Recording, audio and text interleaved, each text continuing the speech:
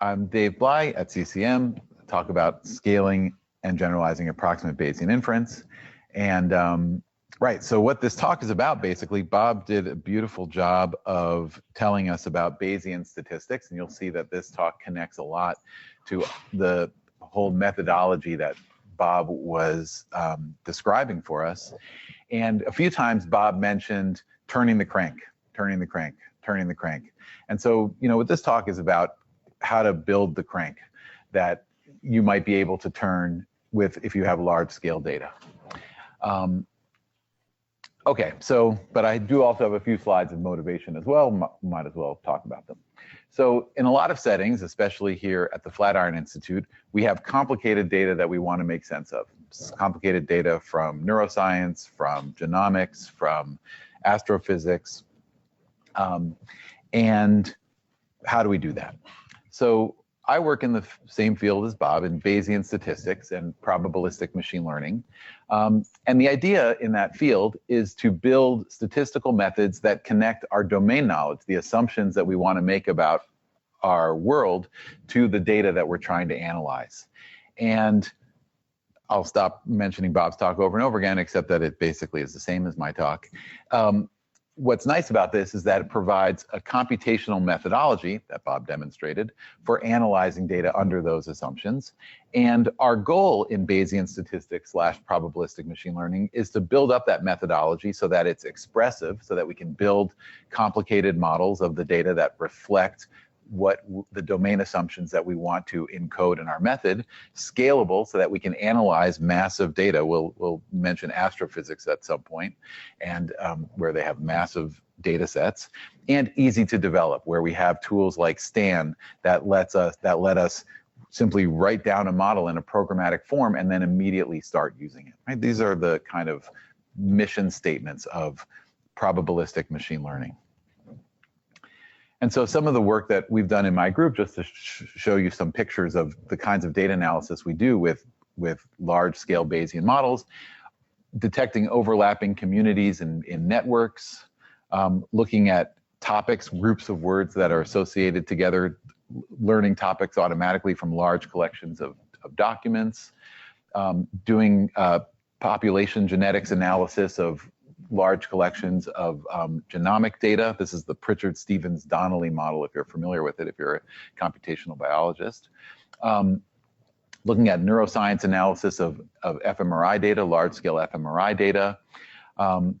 In Stan, looking at taxi trajectories in Portugal. It's not a hugely important problem, but the idea is that we can do this at large scale in Stan with these kinds of methods that I'll talk about. This is a fancy discrete choice analysis of purchase data, so massive data set of people shopping at the supermarket, and we analyze it to understand how people shop for items together. This was done with an economist, with Susan Athey, and we learned here that crackers and cheese go together. That was the big, so her husband just won the Nobel Prize, but I feel like she's next for the crackers and cheese insight. What's that? Yeah. And here at the Flatiron Institute, we've been using these methods to analyze the sea biome with Aditya and Christian, to look at, and I was thinking about this project when you were talking about the lynx and the hares, to learn structure and how animals appear and how species appear together in the ocean. We've been using these methods with a large-scale model. And also with David Hogg and with his postdoc Lauren Anderson, who used to be here, we've been using these types of methods to estimate the latent stardust that our observations of the universe are permeated through. The goal here is to be able to handle billions of measurements, which we have not yet achieved, but you can see we're getting there one factor of 10 at a time. Okay, good. So those are just cartoon pictures. So they're not cartoons, they're real pictures. Those are pictures of the kinds of things we can do with Bayesian statistics and large-scale Bayesian analysis. And the idea, and which we've already heard about before in Bob's talk, is that we have this pipeline, this workflow for how to think about analyzing data to understand it. And loosely, the way it works is we have our assumptions about the world, our knowledge about the world, and a question we want to answer about the world. And we have some data that we measure. And we take our assumptions and our knowledge and our question, and we use it to build some kind of complex model. I like to use graphical models to represent models where this little graph, each node is a random variable, and the unshaded nodes are the hidden random variables. They were called parameters in the last talk, and the shaded nodes are observed random variables. Okay, so we build our model with hidden and observed variables. Then our data and our model together, I'm just going to point, our data and our model together square off, and we discover the patterns in the data. In other words, we try to figure out, infer the hidden variables given the observations. This is the posterior inference problem. This is P of theta given Y in the last talk.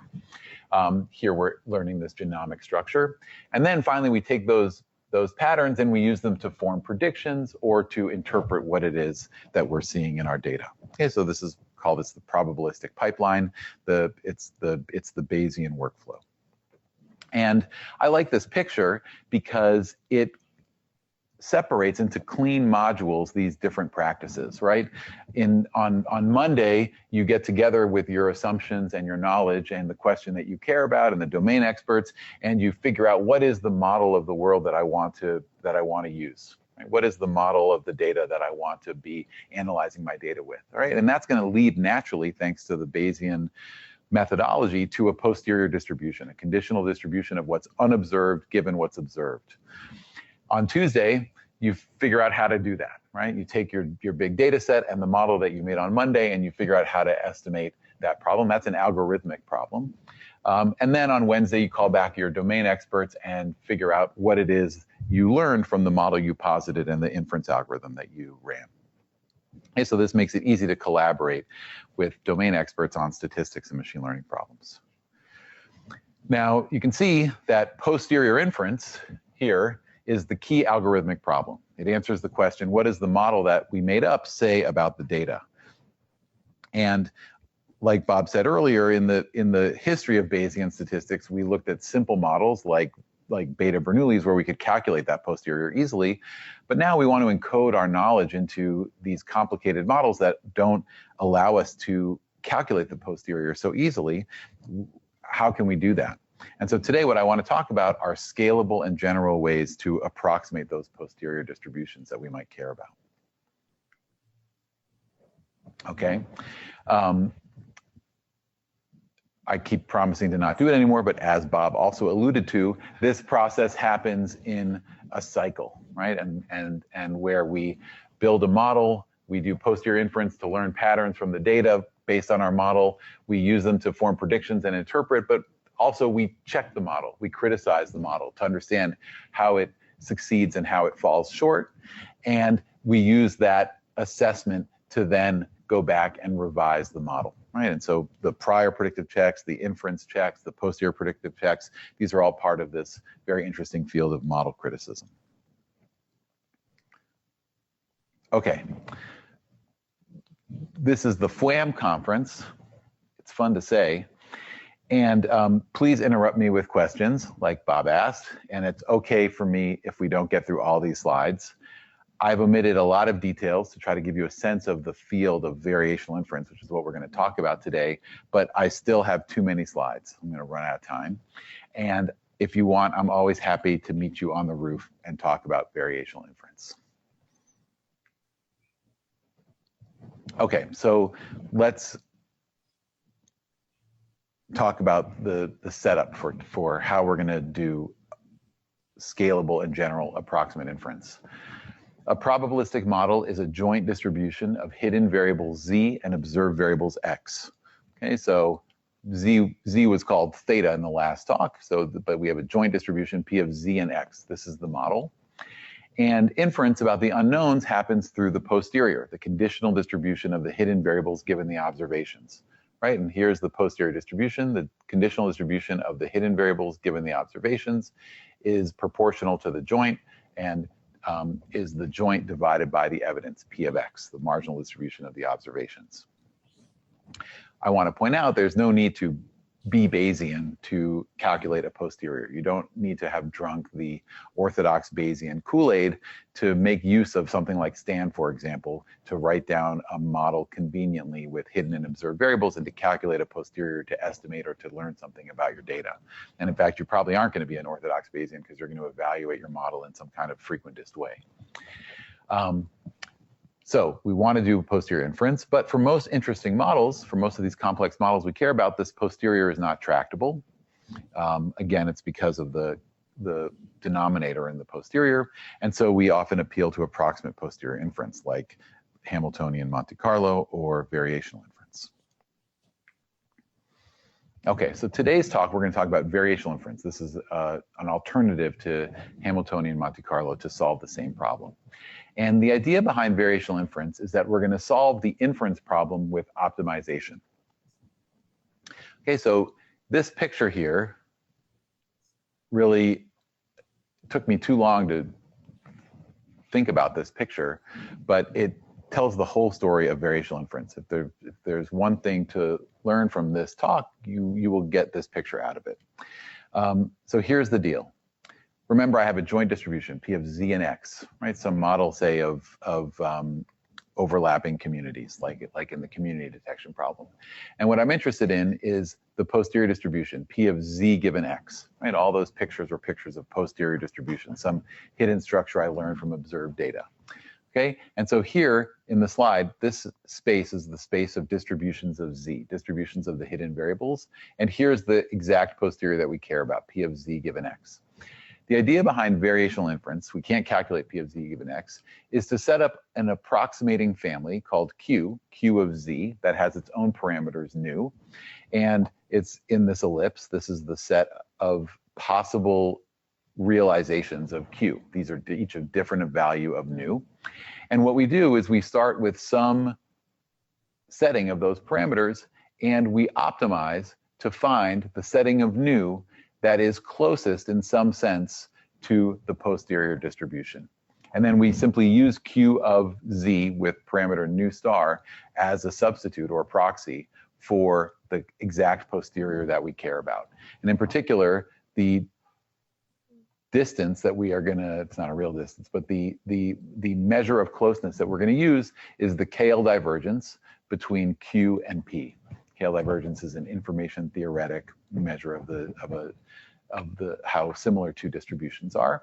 And so in setting up this picture, we have turned the inference problem into an optimization problem. Set up Q, optimize these variational parameters of Q to be close to the exact posterior that I care about. Okay, contrast this with MCMC, which is just a different paradigm that says, okay, I want to build a Markov chain whose stationary distribution is this posterior distribution, and then I want to sample from it for as long as I can stomach. Okay, whereas here we're solving the problem in a different way. That's it. That's variational inference. Yeah. Does it necessarily have to be a KL divergence, or can I use other divergence and it will still be called a variational inference approach? You can use other divergences and it will still be called variational inference. Okay. If something is good, just call it variational inference. That's awesome. what we like to do. But yeah, I'll talk about that at the end of the talk. Yeah. Good. So here's an example. This is just an example of variational inference applied to a very simple model, mixture of Gaussians. So here the data comes from a mixture of Gaussians. It's a bunch of data points that where into the model we can't see the colors of the data, and you can see there's 1, 2, 3, 4, 5 different clusters, and we are fitting a mixture of 5 Gaussians. And the posterior distribution of a mixture of Gaussians is the conditional distribution of the cluster centers and the identity of the cluster assignment for each data point. And it's intractable. That posterior is intractable. So here we're using variational inference to approximate it. And here what I'm plotting is the approximate posterior predictive distribution of a new data point under the variational approximation, right? So the posterior predictive usually uses the posterior to integrate over, but here we're using the variational approximation at different iterations of this optimization as I move nu. And what you can see is that as the algorithm proceeds, the posterior predictive gets better and better, closer and closer to the true data generating distribution. And here's the evidence lower bound. We'll talk about that later. That's the, think of it as the KL divergence. As this gets large, the KL divergence gets small. And so you can see that variational inference is optimizing this KL divergence to get to some kind of convergent point. And at that point, it's got a pretty good approximation of the posterior.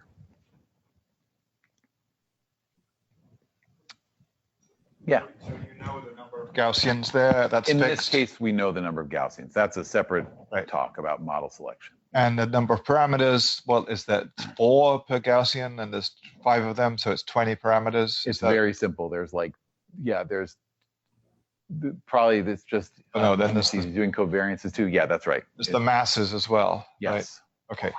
Right. Okay. Yeah, this is a simple problem, really just to sort of just demonstrate the cartoon of variational inference. Okay, before going into the more details, just for your own interest, in case you're interested, variational inference has a interesting history. So it really began by adapting ideas from statistical physics to probabilistic inference, which also is the way MCMC evolved. One of the earlier works around variational inference in the setting is a work by Peterson and Anderson, who fitted neural network with variational methods. And then in the 90s, 2 groups of machine learners kind of non-independently developed variational inference for probabilistic models. Mike Jordan and Tommy Yakula and Lawrence Saul and Zubin Ghermani generalized it to many probabilistic models, which were being developed at that same time. And in parallel, there was an effort to use variational inference for probabilistic neural networks. People like Jeff Hinton and Radford Neal and David McKay and David Barber and Chris Bishop were working on that. Oops.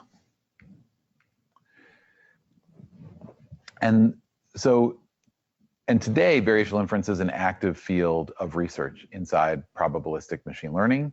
And what I want to talk about is how stochastic optimization makes variational inference better. So in particular, how we can use stochastic optimization to scale up variational inference to massive data. What if I want to calculate a posterior conditional on a very huge data set?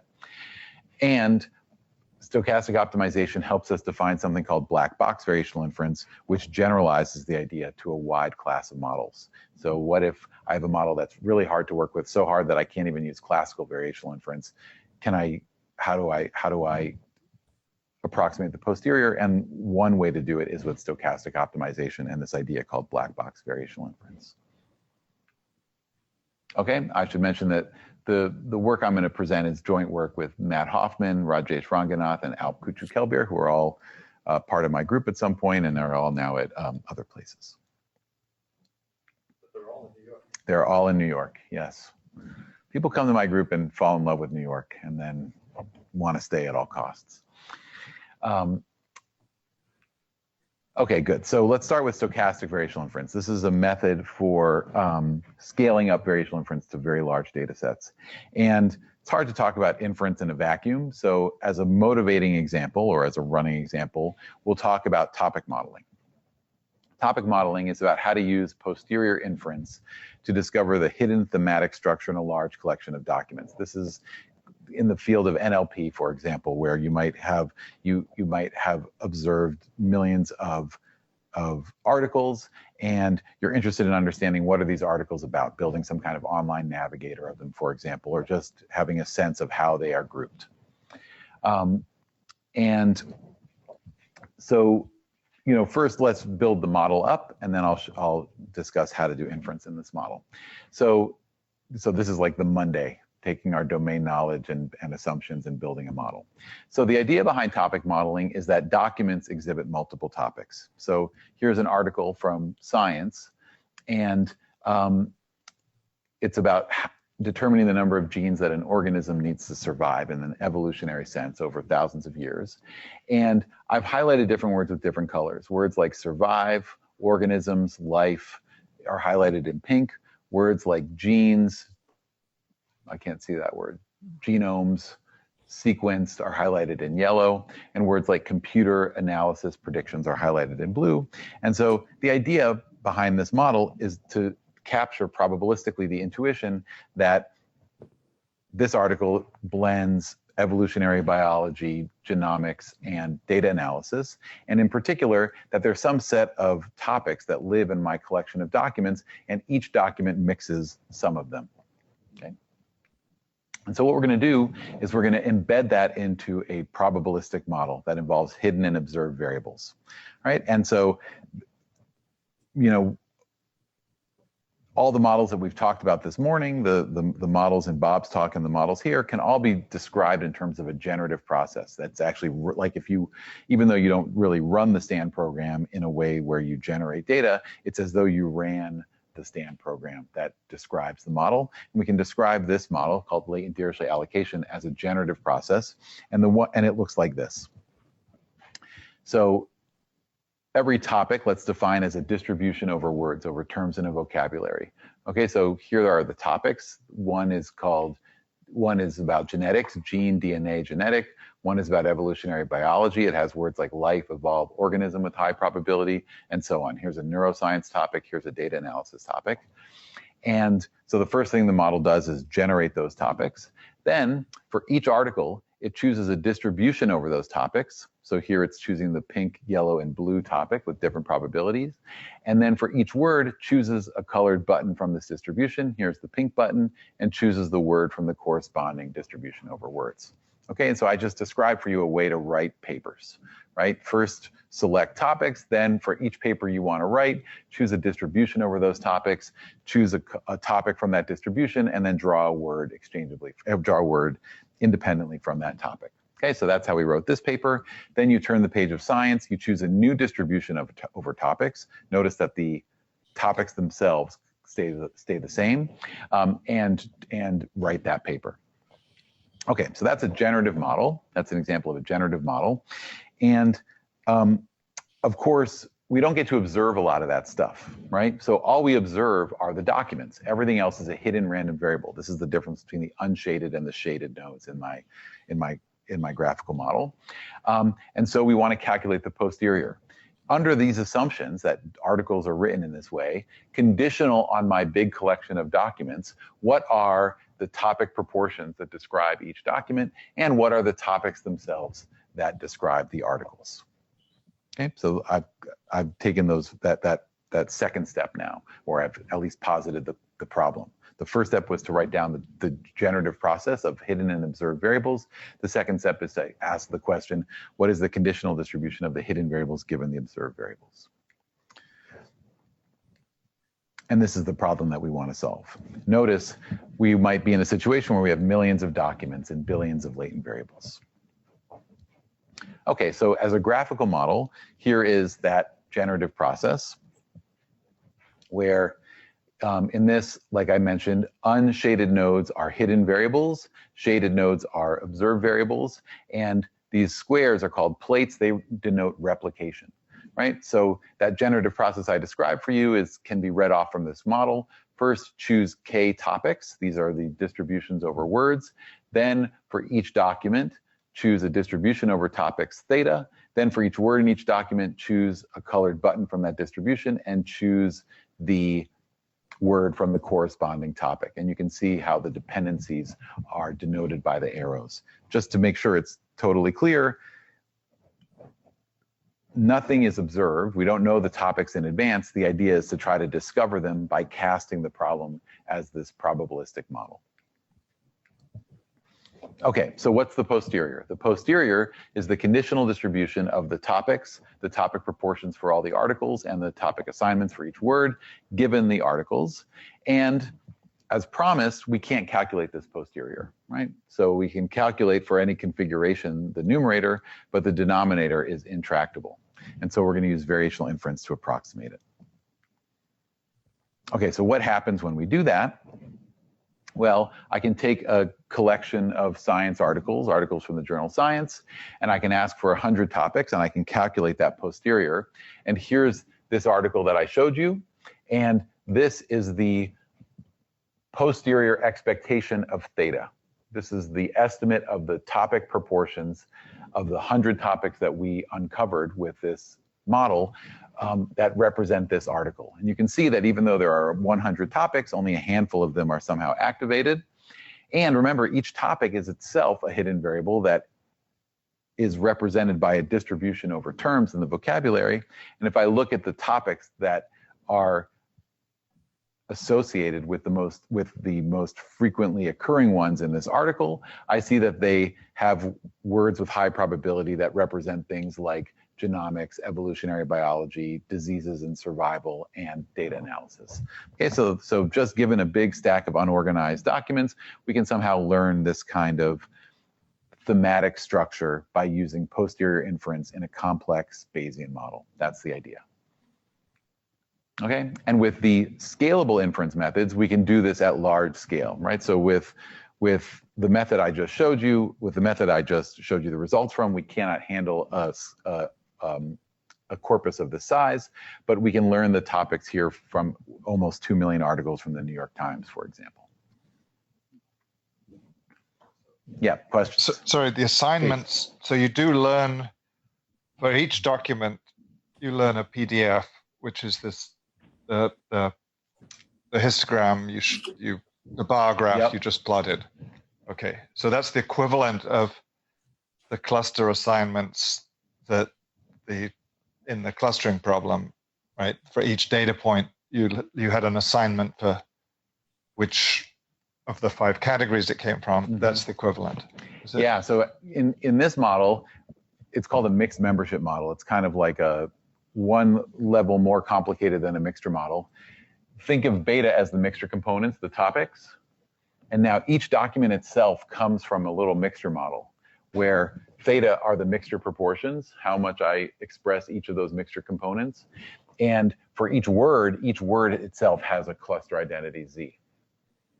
But what's interesting here is that the same set of mixture components drive all of these different individual data sets that come from them, but each of those data sets has their own proportions. This is the hallmark of what's called a mixed membership model. And these kinds of models are used in a lot of places, like for doing analyzing networks, for analyzing survey data, for analyzing population genetics data. Yeah. Is sparsity manually enforced in some of these things as an algorithmic component, or does it just naturally, the solutions happen to be sparse, that only certain topics showed up and those? Good question. So the question was, is sparsity manually right? So you'll notice that this is sparse, and also that, well, you don't see it here, but these are sparse too. Only a few words are going to have high probability in each topic. And the answer to that question is that sparsity is encouraged in the priors that we set. However, it is manually enforced by the form of the likelihood. So the fact that everything is on the simplex manually enforces that things are sparse, that the high probability configurations of the latent variables are ones that provide sparse support to both topics within documents and words within topics.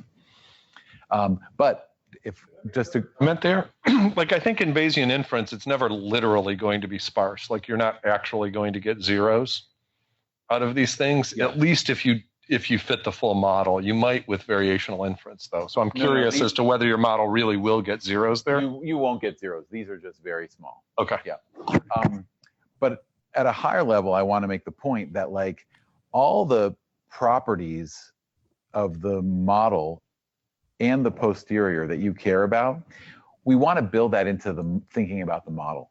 In other words, we want to, the goal is to, like I mentioned before, to isolate these activities. So I want to build a model where the posterior of that model is something that I'm interested in understanding. And then further properties of that, and then I want to be able to use any inference method to get at that posterior. And I think that that's something that we strive for. So yes, sparsity comes from the model. It's not enforced in the algorithm. We think of the algorithm as just a thing that takes in a model and spits out the posterior. And if, God handed me a magic box that did that, I can use that magic box and I don't care because I've built my model so that it's a posterior I'm interested in. So we don't try to build inductive biases and things like that into the posterior inference algorithm. Rather, we work directly with the model. It's a good practice when you're building models. I know that text analysis is not necessarily something we're doing all the time here, but when we're building models, it's a good practice to write down the posterior and just imagine you could calculate it and confirm for yourself that it has the properties that you're interested in. It helps you discover the dust map. It helps you understand the data in some way. Okay. Good. So, but I brought this up just as a motivating example. I might want to fit this model, and so how can I do that algorithmically? All right, great. Oops, I'm going backwards. Didn't even notice, which is a comment on the talk. Okay, so with that motivating model in mind, hopefully motivating, I want to talk about a general solution to scalable posterior inference. I've set up my model. I like the property of its posterior, but I can't calculate its posterior, so I need to approximate it. And so what we're going to do is define a generic class of models, which are called conditionally conjugate models. I'm going to present classical mean field variational inference, the algorithm from the 1990s, but generalized, and then present stochastic variational inference, which scales up classical inference to large data. Okay, so here's the idea behind conditionally conjugate models. So this is a generic model. The observations are x, x1 through n. We have local hidden variables z, z1 to n. These are variables that somehow exist for each data point. And we have what are called global hidden variables, beta. You might call them parameters. These are variables that govern the whole data set, all the data as well as future data. And the idea, the definition of local and global variables is that the ith data point only depends on its local variable and the global variable beta. Okay? Our goal is to calculate the posterior p of beta and z given x. Okay, so I want to define a term, the complete conditional. The complete conditional is the conditional distribution of a latent variable given the observations and the other latent variables. This is different from the posterior. The posterior is the conditional distribution of all the latent variables given the observations. Here, I'm also conditioning on the other latent variables for each latent variable. And that, in theory, sometimes makes things easier because I'm conditioning on more stuff. And what we're going to do is assume that the complete conditional is in the exponential family. So the complete conditional of the ith local variable given the global variable beta and xi, which is the only thing it depends on, is in some exponential family that has parameter eta sub L of beta and xi, right? So it's a conditional distribution. The parameter of the distribution is going to depend on whatever I'm conditioning on. And the conditional distribution of beta given all of the local variables and the data is also in an exponential family with its parameter eta of z and x. If you know what the exponential family is, that's great. If you don't, it's just a kind of unified way to write down a lot of common distributions: Poisson, gamma, beta, Bernoulli, categorical, Gaussian, etc. It's more than that, but that's what we needed to do here. And so you can write down all those distributions. One second, I'm going to write down all those distributions in this form, but it doesn't matter if that's not part of what you already know. Yeah. So the reason it is only sort of just a complement zi beta and xi is that effect of other z's are all coming through better. That's right, exactly. So we can write that down from the graphical model, it turns out, but you can also just write that down by reasoning about the joint. By the graphical model defines a factorization of the joint here, and by reasoning about that, you can see that the conditional distribution of zi given z minus I and beta and all the x's only depends on these two variables. Yeah, thanks for pointing that out. Okay, so these are the complete conditionals. The Gibbs sampler, an MCMC method, is to sample from these complete conditionals repeatedly, right? Sample from beta, then sample from z1, z2, all so on. The recipe for deriving a Gibbs sampler is to write down the complete conditionals, hope that you can calculate them, and then iteratively sample from them. And that, if everything is playing nicely together, that defines a Markov chain whose stationary distribution is the posterior. But here we're going to use them in a little different way. Okay, so this class of models describes lots of models. In fact, it basically describes a lot of the machine learning probabilistic models from the 90s and 2000s. And it also describes LDA, that model, the latent Dirichlet allocation, the model that I want to use as the running example. Okay, so again, here's our picture. We're going to minimize the KL between Q of beta and Z and the posterior, right? This is our plan for variational inference. Whoops. So here's the posterior I can't calculate. Here's my approximating family. And I want to optimize this to minimize the KL. All right, so the KL is intractable to calculate, right? It depends on the posterior, which is the thing that we are trying to approximate because we can't calculate it.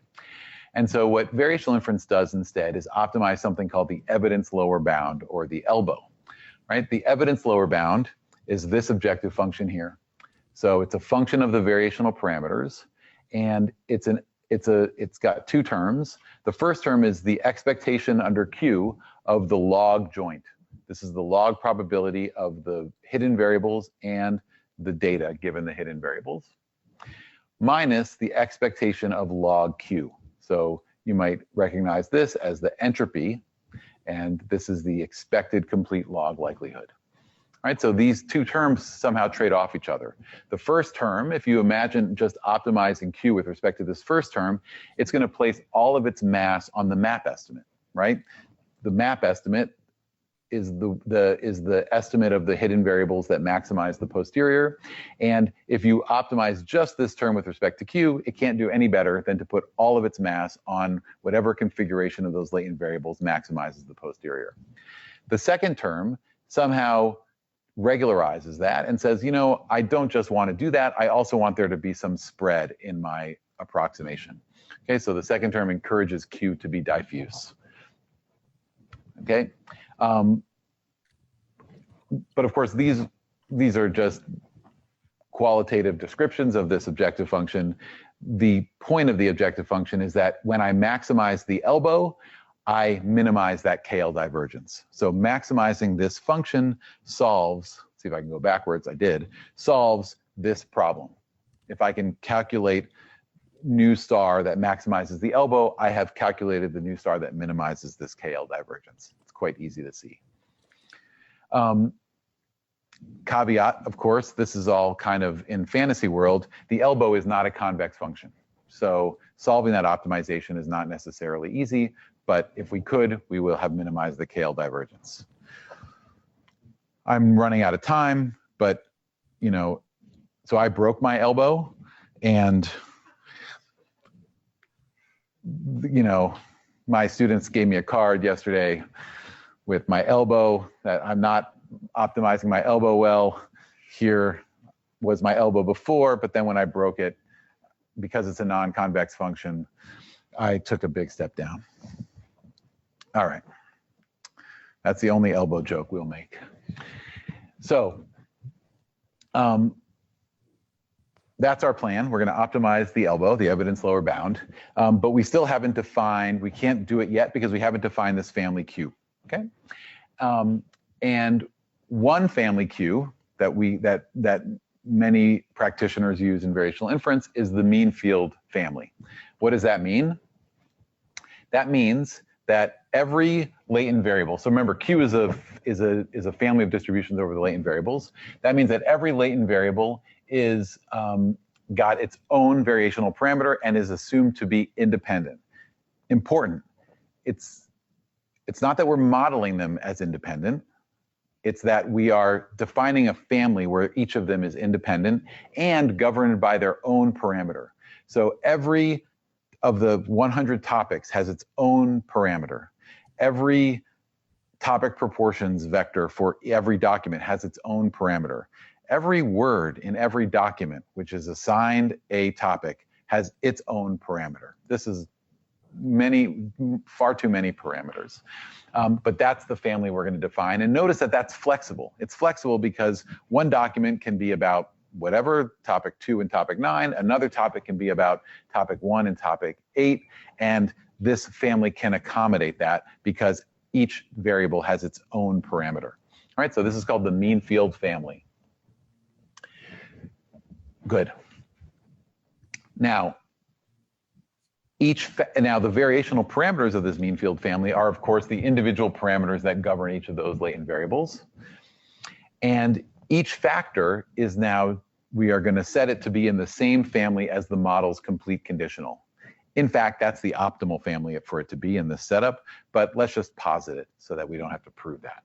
Okay, so if P of beta given Z and X is in a Gaussian distribution with parameter eta sub G of Z and X, then Q of beta with variational parameter lambda is also going to be a Gaussian with free Gaussian parameters lambda.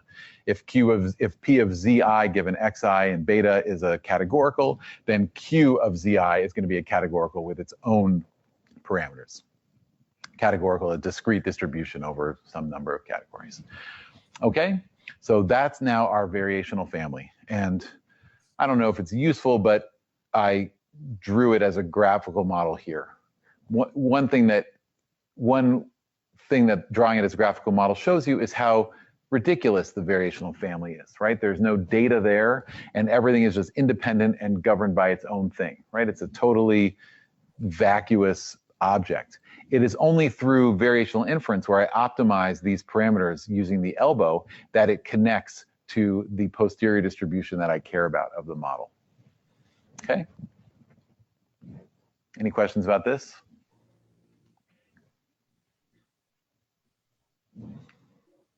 All right, so now we are all ready. We have a variational family, it's got parameters, we have an objective function, the elbow, and we can optimize it. So we can optimize the elbow with respect to these variational parameters.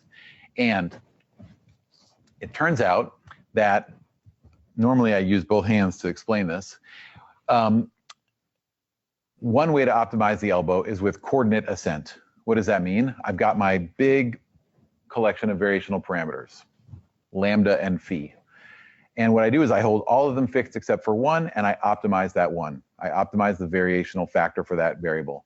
Then I hold everything fixed and optimize the next, the next, the next, the next, the next, the next, and I keep marching. Okay, this goes uphill in the elbow, this coordinate ascent, it's called coordinate ascent variational inference, CAVI. And it turns out that the updates for each of those variational parameters look like this. For each variational parameter, here's lambda, I set it to be equal to the expectation under the variational distribution of the parameter of the complete conditional of the global variational, of the global variable beta. All right, so expectation eta G of Z and X. Here, it's not made clear. The only thing random inside this expectation is Z, right? Because Z is a hidden variable that is in this expectation governed by the variational family, right? And similarly for the local variational parameters. Okay, so taking those steps marches uphill in the elbow and finds variational parameters that are close in KL divergence to the exact posterior. Notice the relationship to Gibbs sampling. In Gibbs sampling, I iteratively sample from these distributions. In variational inference, I iteratively set these variational parameters equal to the expectation of the parameter of the distribution that I would sample from. Okay. It's also like EM. Also like EM. And the variational objective function. It's just EE instead of EM. That's right. It's EE. That's right. And the variational objective function, the elbow, you can also derive it through Jensen's inequality or Jensen's inequality, depending on, my dad and I are always in an argument about that. And you can use variational inference for part of that to approximate the E step, and that's called variational EM, kind of like MCEM. Yeah. Okay, so let's just go back to LDA for a moment. The local variables are the per document variables, theta and Z. The global variables are the topics. Here's the mean field family, it's ridiculous. And classical VI iteratively updates each variational parameter. Okay, that's how I got this picture. That's how I got these topics. By positing that model that is just intuitive, that documents exhibit multiple topics and it's wrong, but the posterior is nice, so let's fit that model. And then now we take 8,000 articles from Science and we get these pictures. Okay, but you can see that it's inefficient, right? Because what I have to do is I have to do local computation for each data point and then aggregate those computations to re-estimate the global structure and repeat. In other words, you know, as I do coordinate descent inference, I iteratively update gamma and phi for each article. Then I update lambda, which requires all of those parameters. And then I iteratively update gamma and phi for each article. You know, I forgot to point out something important. Oops, I'm going the wrong way. In these coordinate updates, the update for lambda depends on phi, because it's an expectation with respect to z, and phi is governing z. The update for phi depends on lambda, because the expectation is with respect to beta. All right, and so that's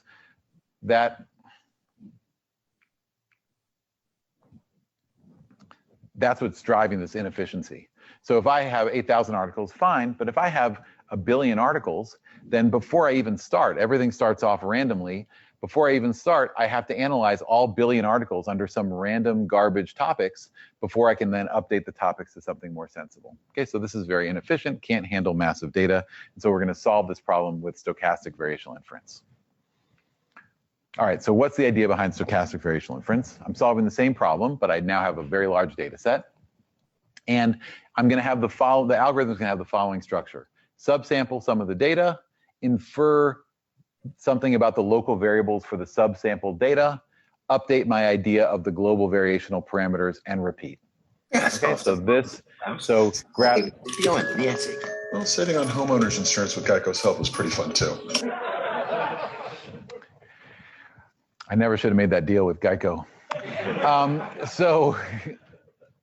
So what's going to happen operationally is, instead of marching through all billion articles before I can do anything with the topics, I grab 100 articles. I ask, how do the garbage topics reflect these 100 articles? I update the topics a little bit. I repeat, and so on with another 100 articles. Okay, so why does this work? Why is this going to work? We'll get to the algorithm in a second. The idea is we are now still optimizing the elbow, but we're using stochastic optimization, right? And so I'm probably, most of you know what stochastic optimization is. The idea behind stochastic optimization, the idea goes back to Robbins and Monroe, 1951, is to replace the gradient in some kind of gradient optimization setup with cheaper, noisy estimates. Okay, so you know, the way I like to think about it, it's like if Alex was drunk and trying to get home, and every time he took a step, he kind of faltered, you know, kind of like when I was riding my bike the other day, and except I wasn't riding my bike drunk. And you know, even though he's not taking a step exactly in the gradient towards his house each time, he eventually will probably get to his house. Okay, stochastic optimization works in exactly that way. As long as on average, drunk Alex is going to point directly at his own house, then he will eventually get home. Okay, and if it's cheaper to calculate these drunk gradients, then that can be a very efficient way to optimize a function rather than carefully measuring the precise gradient. Okay, this is the algorithm that has enabled modern machine learning.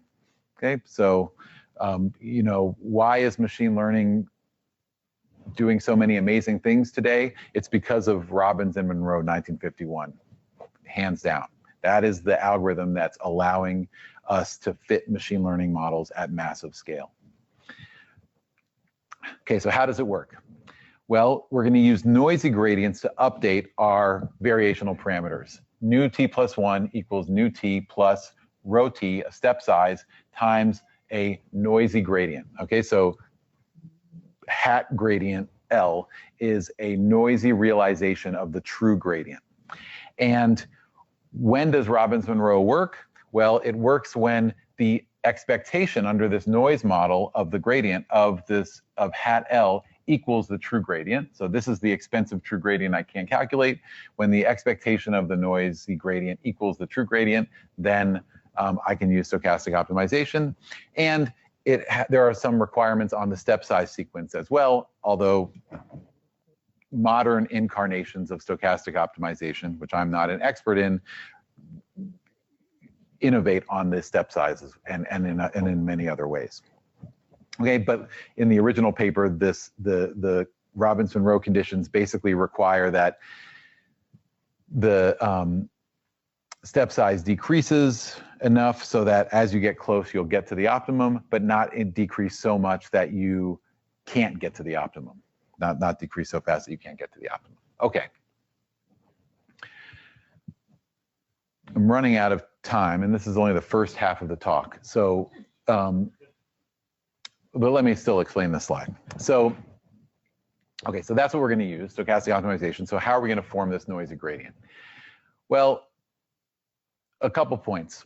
One, the issue is with the global variational parameter. That's the one that requires the issue is with the global variational parameter. So let's focus on that. And it turns out that the coordinate update for the global parameter looks like this. Okay, this is a function of these exponential family properties. It's a hyperparameter, some fixed aspect of the model, plus a sum over all my data of some local expectation with respect to the local variational parameters. Okay, the details aren't important, but that's what the update looks like for the global parameter, and that's what is the computational bottleneck in this algorithm. So it also turns out that the natural gradient of the elbow is equal to this coordinate update minus the value of the global variational parameter at this point. So the natural gradient at point lambda is equal to exactly that coordinate update minus lambda. The natural gradient is basically the same as a gradient, but instead of the usual Euclidean metric, we use symmetrized KL divergence. It's useful when you're optimizing parameters to probability distributions. Here, it's useful because it has a very simple form. And so we use the standard tool in stochastic optimization of data subsampling to form a noisy gradient. We sample a data point uniformly at random, and then we scale up the local expectation that we're calculating of some function of the data n z by n to get a noisy realization of the natural gradient. Okay, and this is good for stochastic optimization because its expectation is the exact gradient. It's unbiased, you can easily confirm that, and it only depends on the optimized parameter of one data point, so it's cheap to calculate. I sample one document, look at how its topics are reflected in its words, and that gives me a noisy gradient from which I can update all the topics. Okay, this is the main idea. Okay, so here's the algorithm. Marches in those noisy gradients with an appropriate step size. And here's why it's a good idea. So now back to the LDA model. Here in the y-axis is perplexity. This is just a measure of model fitness on held out data. Lower numbers are better.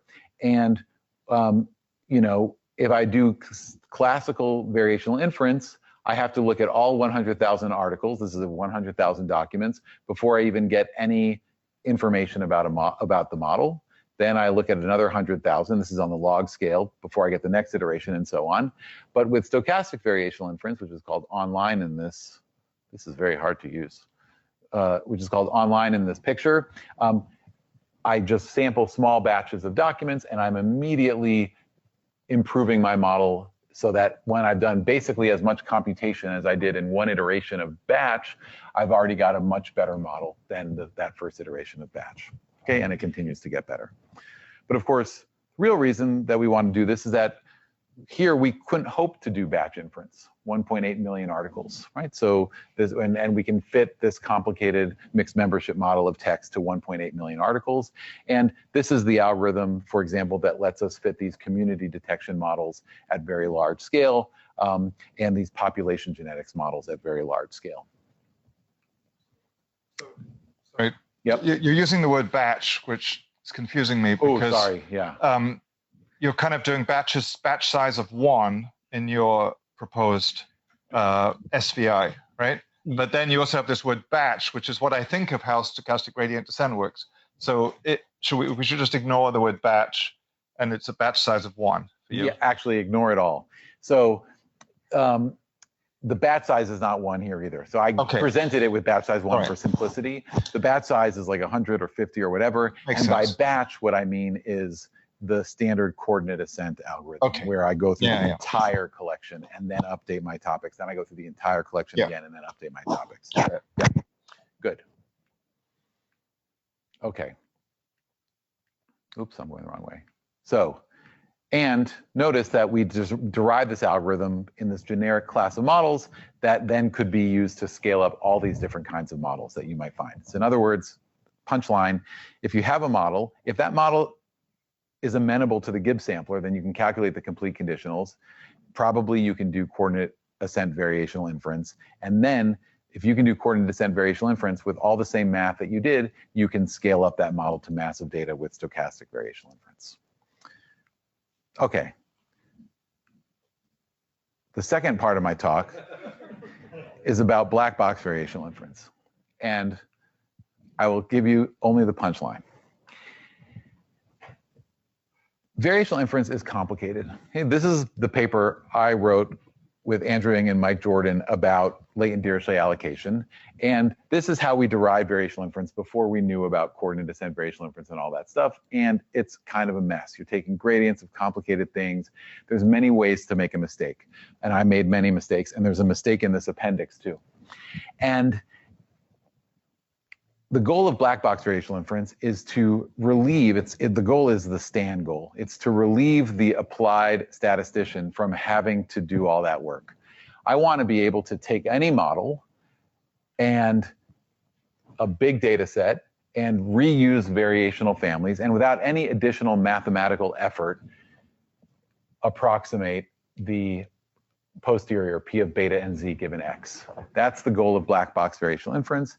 And researchers in variational inference have made a lot of progress on achieving that goal in the last 10 years or so.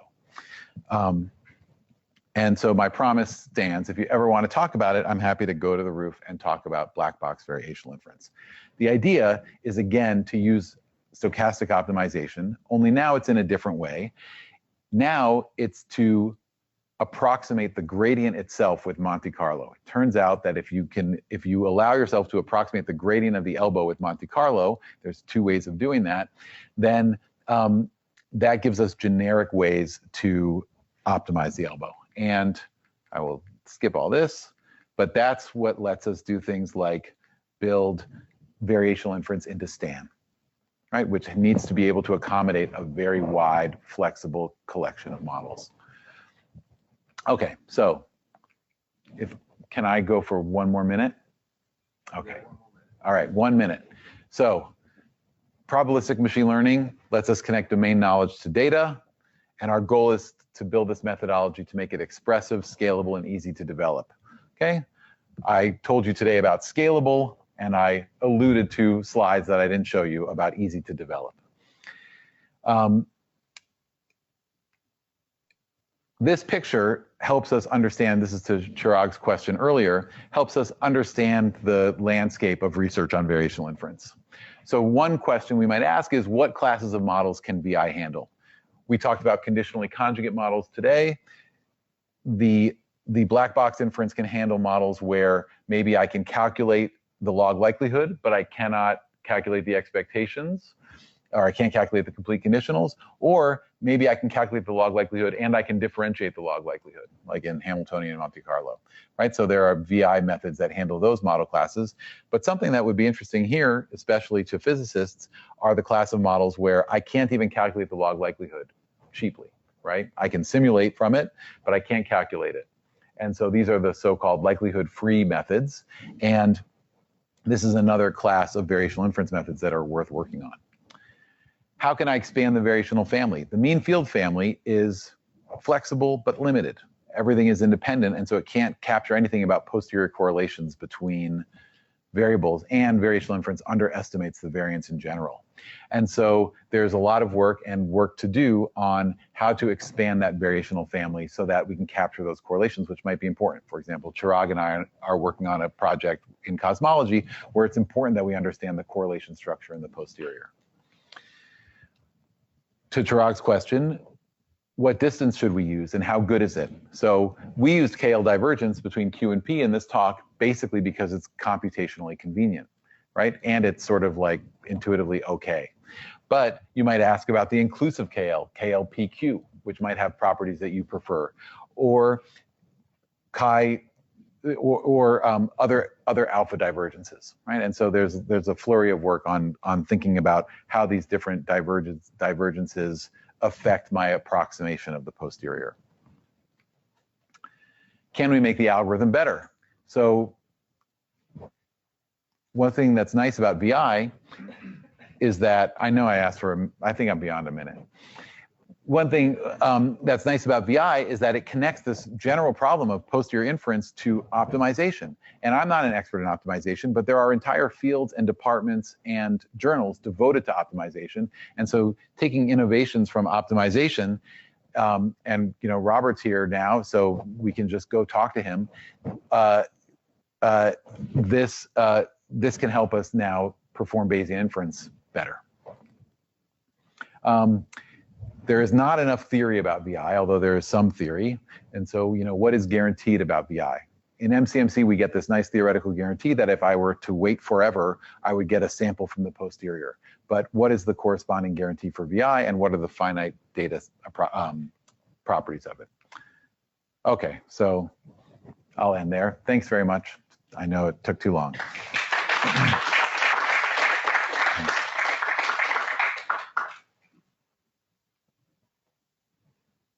I think we have time for a couple of questions. Oh, We'll okay. take a 10-minute break and resume at 11:40. Robert.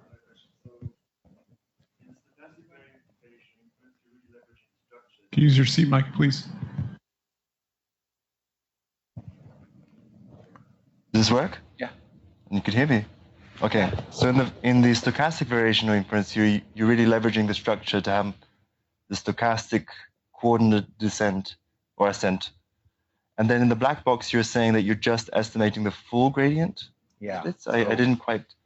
Right. Do you abandon that structure? Oops, went the wrong way.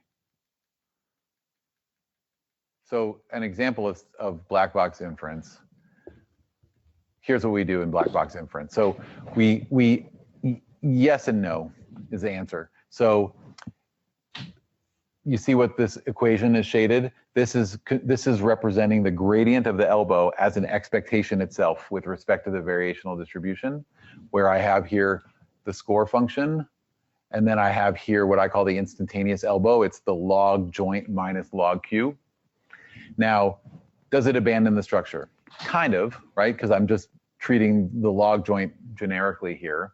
But in practice, the kinds of things that we do to reduce the variance of this, one step missing. So what we're going to do is we're going to do stochastic optimization, but we're going to approximate this expectation with Monte Carlo, right? We're going to take samples from Q and then approximate this gradient. Now, the variance is going to be high. And so to deal with that variance, some methods will take advantage of the structure there. But the challenge is, the methodological challenge is, how do we do that in a way that stays black box, right? How do we do that in a way that doesn't require a lot of mathematical work on your part, or that doesn't require special coding and things like that? And so people like Justin Domke at UMass, for example, has done good work on this. And you might think about using probabilistic programming methods as well to help with that. But so, yes, at the basic level, you throw out that structure, but to really get it to work with things like control variates and Rao-Blackwellization, you need to account for the structure a little bit. And the expectation, so you're optimizing over parameters of Q. Yes. And the expectation itself depends on Q. Yes. So it's like the same issues they have in reinforcement learning. Yes, exactly. And this is also called the reinforced gradient. Oh, right. Okay, yeah. yes. But there's another form of the black box gradient called the reparameterization gradient, which transforms the latent variable with a simpler distribution and then construes the gradient relative to that distribution. And then you've decoupled the variational parameters from the distribution from which you're taking the expectation. Yes, I mean, if you know something about how to handle this kind of thing, I'd be very interested to hear about it. I know something. Yes, I don't know. Good. I want to hear about that. Yeah, Mary Lou. Last question. That's right. Okay. So you said that you could use other phi divergences to optimize your variational objective, but what about Wasserstein distances or other kinds of distances between distribution? Are these also used in variational inference? And I mean, I don't have it on the tip of my mind, but I believe that that some researchers have worked on Wasserstein distance. Well, if not, we should. With it, yeah, and if not, we should, yeah. So, and if not, and even if they did, probably it could be made better. So yeah, that it's just very hard to compute compared to KL divergence or the elbow. Yeah, so the nice thing, I won't go to the slide again, but the nice thing about this KL divergence QP is the computational properties. But of course, that's something to work on. If you write down the divergence and that the properties of the divergence are so good that you really want to optimize it, then yeah, I would want to work on that. Absolutely.